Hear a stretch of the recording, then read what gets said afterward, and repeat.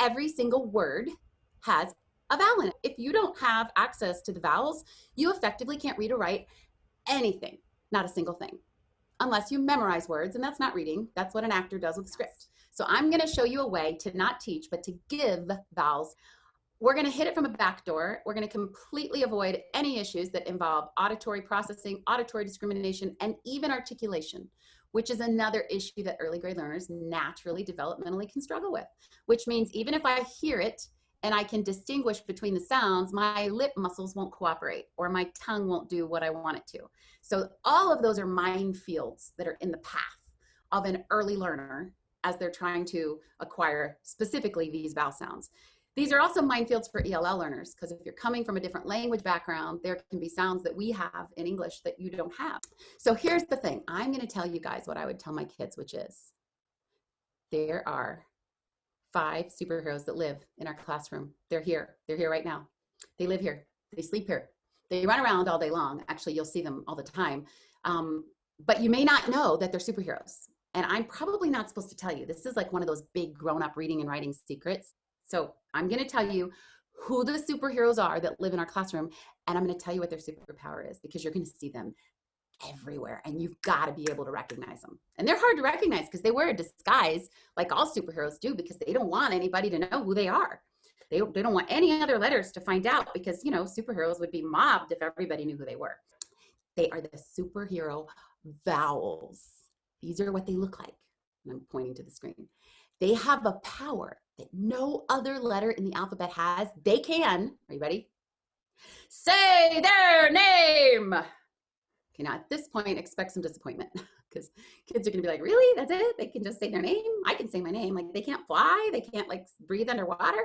So you have to make a big deal about how important that would be, because, you know, yeah, they can say their name, but here's the thing, guys, like, they're the only letters in the whole alphabet that can say their name. There's no other letter in the alphabet that can say their name. So they are like the envy of every other letter. I mean, imagine if you're a K and all you get to do your whole life is walk around and go k, k, k, k, k.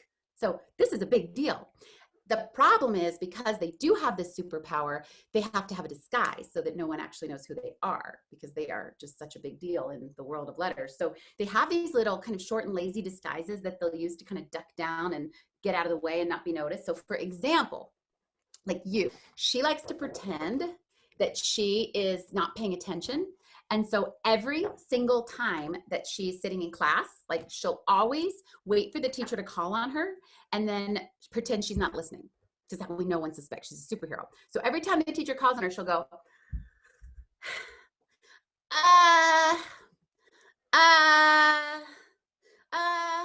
and that's her short and lazy sound. And when she makes it, no one suspects who she really is. Even though, of course, you can see there's a very strong resemblance between her and superhero you. Now, E will stick an old lady bun on her head and some big glasses, and she pretends that she can't hear. She pretends she's just this sweet little old lady and she can't hear. So she always walks around and she'll go, eh? What'd you say? Eh? And that's her short and lazy disguise.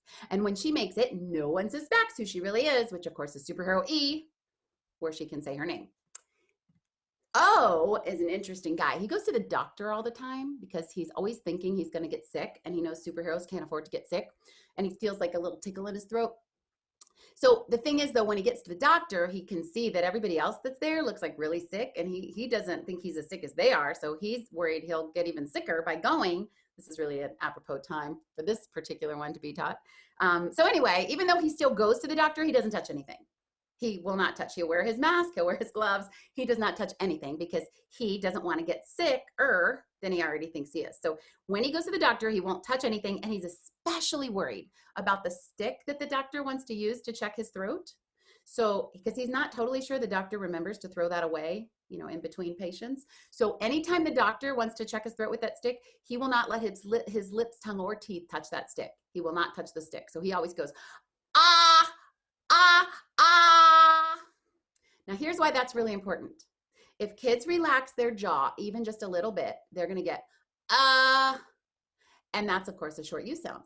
So speech pathologists know this, and they will be very specific in terms of giving kids front door information to correct the sound. Front door meaning higher level executive processing information like this. Make your mouth look like you need to drop your bottom jaw down. I need you to put the tip of your tongue against the bottom inside back part of your teeth, and you want to make your mouth, you want to lift the top jaw up so kids hear blah, blah, blah, blah, blah, blah, blah, blah, blah. You tell them that stick could have been in the mouth of the kid that just threw up all over the floor. Ah! You'll get the perfectly hooked short O sound with absolutely no danger of it relaxing into not because they're aware of their lip position, mouth position, tongue shape, or even sounds like hot, not hut, or caught, not cut. They're not thinking about any of that stuff. All they know is, ew, yucky stick. Ah! So we get to the same place. We just use what they understand, which is, ew, yucky stick. Don't want to touch it. Instead of all of the academic information required when it comes to mouth shape, lip position, and again, as in words like hot versus hut or caught versus cut. That's less valuable to a kid who doesn't understand how hot or hut or cut or caught is even spelled, let alone what letters are in those sounds or can keep track of lip position, tongue position, and where my tongue's supposed to be. Why take the long route if we can just say one thing and get what we want? So far we have and and ah, all things kids can do, all things kids do. We're just connecting those with something they actually need to be able to do and otherwise might not be able to. If you put a finger here and you put a finger here and you keep your lips really close together and then you turn sideways, your mouth will look like a capital I. And when you have your fingers here and your lips close together, nothing else can come out of your mouth. And I'm telling you this, not the kids. They're trapped. Kids cannot make any other sound come out of that little space other than So the trick is to make sure that they're trapped in that position. Now, the reason that he does this is he doesn't want to have to go to the doctor all the time. And he thinks if he does a lot of exercises, he'll stay extra healthy. And plus his suit's getting a little tricky to zip up fast, like he needs to, when he needs to go do his superhero stuff. So this exercise works his waist very well. When kids have the apples of their cheeks pulled back, what's happening is you're keeping them from being able to get any extra lip slack and round it to like, And if they keep their lips straight as a stick, then it can't open up to I's worst enemy, which is because we have 4th and 5th graders that will just switch those around, short I and short E, as if they're one and the same in multisyllabic words. Even high readers can't always distinguish between the I and the S sound when they're spelling. So we want to really keep it separated and apart. So it gives kids a place to go. It's also a very tightly engaged, muscularly produced sound, and it requires a lot more articulation power than a lot of early grade learners have, which is a shame because if they don't have it, how can they read the word hit versus net? I mean, you have to have the distinguishability between short E and short I. So what's nice is if we can let the fingers do what the mouth muscles aren't ready to do, we don't have any lag time, like the fingers can do it. Just because my mouth muscles aren't ready, not a problem. By letting my fingers do it, my mouth muscles will actually be primed to take over quicker because they'll have felt what that feels like and what that sounds like. Now, the last one is a short A, and this one's fun to do with Canadians because your sound's going to be a little bit different than mine, and that is perfectly fine. You don't want to get caught up in the minutia of the sounds for sound's sake because we're going with things that are common in language and experience anyway. So for the sound, the perfectly hooked short A sound is already there at your feet when you're ready to bite into an apple. Now, you can't always imagine the apple because sometimes that can take on the shape of and that actually is totally not how we bite an apple. But a lot of kids, when they see the short A, they think you mean and that isn't A, of course, that's the O sound. So we want I've seen kids who aren't native English speakers really struggle with this sound. So give them an apple, because when they have a real apple, they're going to be forced to do everything perfectly. Because with an apple, you have to open your mouth, but you can't drop your bottom jaw down, or you'd have to eat the apple like a dinosaur, like this. And we don't eat apples like a dinosaur by biting up. We crunch down. So if they're faced with a real apple, the only thing that they'll be able to visually do to get around it is lift. They'll be able to lift from the top up. Now, there's really no other situation in life where we open our mouth from the top up, which is one of the reasons this can be confusing for kids, because they see our mouth open, and if they don't have strong language capacity, then they open their mouth and they do it the way they normally would, which then gives them So to correct that and not require a lot of repetitive practice for kids who don't have that language background, just use the real apple. It just saves tons and tons and tons of time. So with the real apple, you'll get the lift, not from the bottom down, but from the top up. What it also does is it forces the tongue back, up, spread wide, and out of the way. So you get ah, which is perfect because it's exactly the position your tongue needs to assume to make the short A sound and will automatically assume in preparation for the bite that's going to go down. So now we've got ah, eh, eh, ah, all of which can be triggered with the quick cue. So you don't have to re-explain or reteach or redo. It's a quick dramatic action or thought that just lands them right in the sound. No segmenting, no lip position, no tongue position, no word matching, just quick dramatic play that immediately prompts the sound. Now, what are we going to do with it? Well, that's where we get to hear her. This is Dempsey. Her mom tweeted me that her little pre-K daughter was mad that her big sister got tweeted and she didn't. And so this was her tweet, and she wants to teach you the short A sound. And notice how she can barely string her words together and yet nails that sound, because one is developmentally easy for her, whereas stringing your words together isn't necessarily when you're only whatever she is, 3.5, 4. Hi, kids. Do you want to know about A? When he eats his apples, he says ah, and then he turns into a superhero and he says A. He says his name. Hi, kids.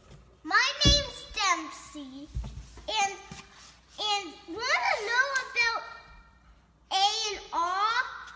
When they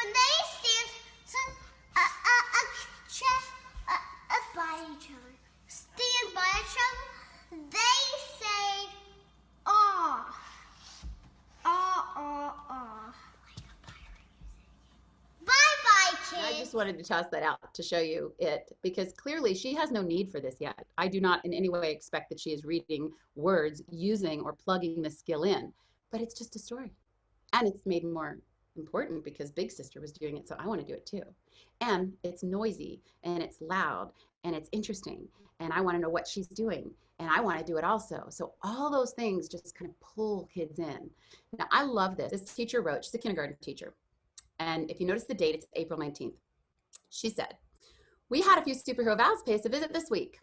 Since we already knew the vowel secrets, we knew that they could make more than one sound since the first week of school. So we didn't have to wait until this week in our phonics program to find out. But it was a fun review." That's where the teacher power comes in. Programs don't teach kids.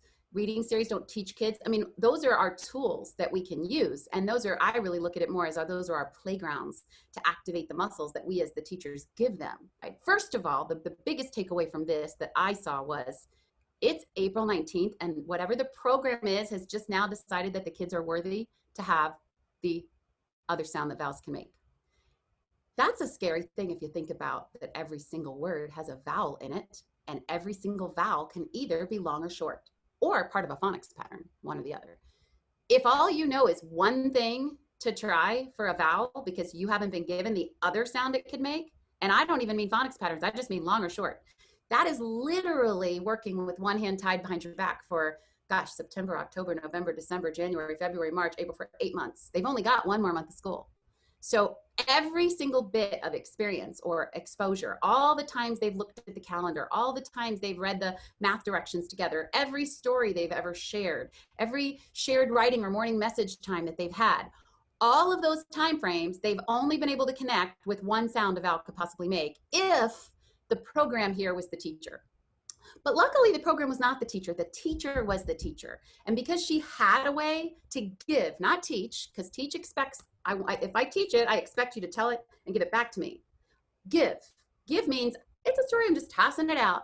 Let's see what happens. Let's let it incubate and spin around a little bit and look for all the opportunities we're going to see throughout the day where we can actually watch it happening. That's what the teacher did. So she gave that tool to her kids in the first week. But she wasn't upset or bothered by the fact that they still have this program. Their district requires whatever that program is. And that's fine because that program's got some fun stuff in it. But the stuff is the playground. It doesn't dictate what your kids are allowed to have. You do. And who knows better about what your kids need than you? because you're the one who's got to look at the program and then do whatever it says. And that's really where the elephant starts to appear again here, because the program is going to have words where the vowel is either long or short, but they're just not necessarily going to give you the long or the short sound. They're just going to give you, let's say, the short sound. You're not going to know about the long sound until week, whatever this is, month 10, month 8, but you're still going to have long vowel words that you're going to have to be able to read in the program, because that's part of the activities in the first 10 units. So it's always ironic when our reading series or our guided reading level that we have to meet or our sight words give us text that's consisting of phonics skills that our kids don't even have yet. Because what it does is it forces our hand to memorize, memorize, memorize. What we don't have the capability to read has to be added to the memorization pile. And then that's what becomes kids' first course of attack. And what we know about the brain is memorizing is not reading. And encouraging kids to memorize or to word call instead of decode actually sends them on a track that's not useful for a skilled reader. We see weak readers resorting to memorization. When we look at where this is processing in the brain, the right side of the brain is what we see engaging when kids are memorizing or word calling. That's actually the area that we see engagement in weak upper grade readers. Strong skilled readers engage the left side of the brain, which is active decoding. This is Sneaky Y. He found out that we have superheroes in our alphabet, and he was mad because he hates his sound. He thinks "y" is the ugliest sound there is. And when he found out that there were these superhero vowels that had a power to say like a whole nother sound, plus it was their name, he just got so angry he couldn't stand it. So he decided to be sneaky. And what he did was he snuck into the closets of superhero E and superhero I, and he took one of each of their capes because that's where their powers lie. So now when he's at the end of a word and he doesn't think anybody can see him, he'll always be sneaky, and he'll always be wearing either his E or his I cape so that he can use their powers to make their sound. But when he's at the beginning of a word, he's a good little line leader, just like you are when you're the line leader. He does just what he should. Yeah, yeah, yellow, yes, you, yak. Yeah, yeah, yeah. It's only when he's at the end and he's the caboose and he doesn't think anybody can see him that he's going to be sneaky. Now, before you think of words like they, play, today, I'll get to that in just a minute. So if you want to hook them, if you want the brain to get back in the game, you got to lay the breadcrumb trail that they can follow. They have to know that they're right. They have to be validated with, I thought that was supposed to say yeah. So if it doesn't, you've already given yourself an out about, yeah, there's a grown-up secret in it you don't know. That's the key. And then, of course, that just makes them hungrier to know what it is. Now, for those of you that were clever and you were wondering about, but what about the word they? What about the word play? What about the word today? That's not Sneaky Y. That's EY, AY, and they are just too cool, like Fonzie. And I don't know how old you guys are, but I am guessing that you probably are too young, most of you, to know who Fonzie is. So this kindergarten teacher, by the way, will demonstrate Fonzie so that you can have a good personal hook to remember why he says that. AY and EY. These letters are just too cool. So, with thumbs up and their coolest voices, they say, Hey. Hey. Now that is going to give kids a base for best betting odds for Las Vegas. And what that means is working with the brain system for learning, which is most likely next, most likely if all else fails, this is what I think is going on. And you modeling this all the time. These are all little keys, and your opportunities to show them how to unlock words right in front of them abound. And they abound in things you're already doing. So you're not going to need to do anything. You're just going to make sense of what you're already doing. So all of that to say, this is the difference between teaching the reader and teaching the reading. We don't want to teach the reading. There's too much of it. It's infinite. Reading's everywhere. We want to teach the reader. Like, we want them to have the compass in themselves. So you could throw a word at them that they've never laid eyes on before. They've got some stuff, a couple more pieces this week than last week, 3 more pieces this month than the month before, to bring to the table and be making sense of things as it's happening. And what this does is it really expands your reading lesson to across the entire day. Anywhere there's text, there's opportunities for kids to see things that look familiar and to play with them in their head. So but only if they've had access that would allow them to do it. And if we don't leave a good breadcrumb trail, if we don't connect dots for kids, we're really not getting much out of all the stuff we're doing all day long. It's a lot of stuff, but it's box checking stuff more than meaningful, fully engaged stuff.